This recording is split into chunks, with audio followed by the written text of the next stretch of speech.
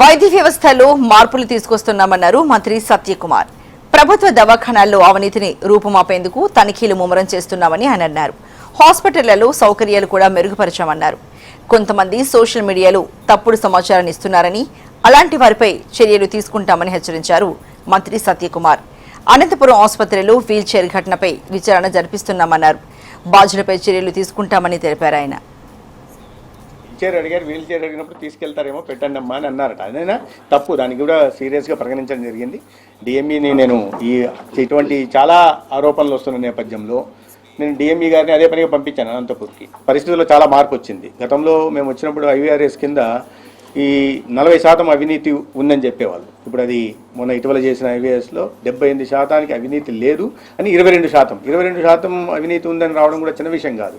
వాటిని కూడా చాలా తీవ్రంగా పరిగణిస్తున్నాం.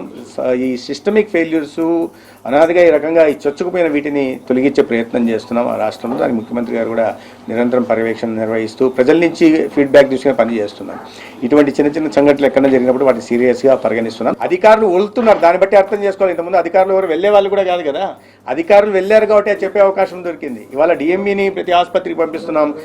ఎక్కడ చూసినా ఇన్స్పెక్షన్లకు నేను స్వయంగా వెళ్తున్నా.